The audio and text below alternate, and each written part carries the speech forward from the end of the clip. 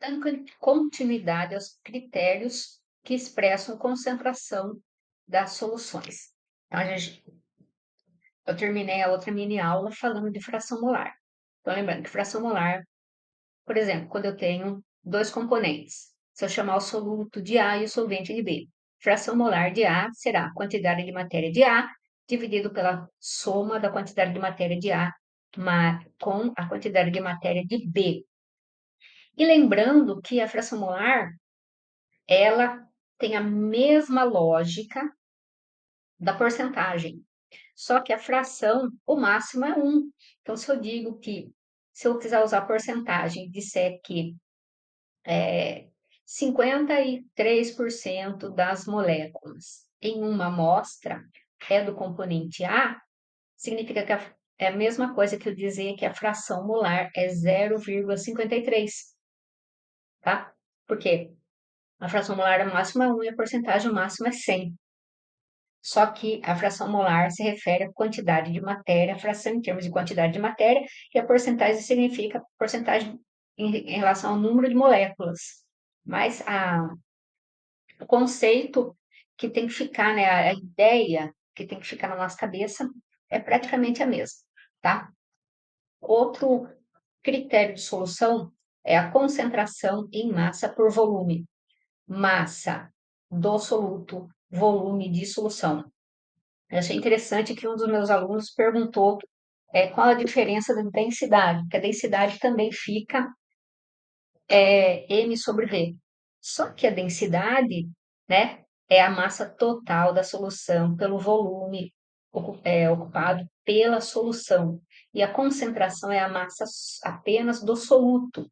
A concentração serve para dar uma ideia de se na minha solução, um dado volume da minha solução, a massa que eu tenho de soluto adicionada ali, qual é esse valor? E a densidade não, a densidade é para expressar o quanto um certo volume de solução ele pesa, né? Considerando soluto e solvente. A concentração em grama por volume, em massa por volume, melhor dizendo, né, ela pode ser expressa em grama por litro, miligrama por ml, depende do contexto, tá? Sendo que, quando ela é expressa em miligrama por litro, isso também é chamado de partes por milhão do soluto. De onde que vem esse nome, né? De parte por milhão. Significa que, se a gente usar a água como referência, 1 litro de água pesa 1 quilo. E 1 miligrama é 1 milhão de vezes menor do que 1 quilo. Tá? Então, é uma massa 1 milhão de vezes menor do que a massa de água que tem em 1 quilo. Daí vem o conceito de parte por milhão. E, analogamente, parte por bilhão. Tá? Analogamente, aí seria 1 micrograma por litro. Parte por bilhão. Seguindo, o outro critério de concentração é a importantíssima concentração molar. Então, a concentração molar dada em moles por litro significa qual é a quantidade de matéria de soluto que existe por litro de solução, né? Como está escrito aqui. Então, lembrando que é muito comum, né, a gente obter inicialmente uma informação de massa do soluto por volume, e se a gente divide essa massa pela massa molar, nós vamos, como a gente bem sabe, né? A gente vai obter a quantidade de matéria, porque a quantidade de matéria é a massa do sólido dividido pela sua massa, não só do sólido, né? Do composto dividido pela massa molar desse mesmo composto. A gente tem uma quantidade de matéria. Então, se eu pegar a concentração em massa por volume, pegar essa massa, dividir pela massa molar, eu faço essa conversão, né, de concentração em massa por volume para quantidade de matéria por volume, tá? Outro critério de concentração que é muito utilizado, principalmente em termodinâmica, é a molalidade. A molalidade é dada por, e geralmente ela é representada pela letra B. A molalidade B, ela é dada ela indica, né, a quantidade de matéria do soluto que você tem por massa em quilo do solvente. Não é como aqui na concentração molar, que é por volume da solução. Então, esse volume aqui da concentração molar tem os dois, soluto e solvente. Aqui, essa massa em quilo na molalidade, né, é só do solvente. Então, aqui um exemplo, né? Uma molalidade 0,01 mol por quilo de NaCl significa que você misturou, você pegou 1 quilo de água e adicionou a massa correspondente a 0,01 moles de NaCl, tá? Como ela é dada por essa expressão aqui, um exercício, ó, um exemplo aqui. Qual a molalidade de uma solução obtida dissolvendo-se 3,5 gramas de cloreto de cálcio?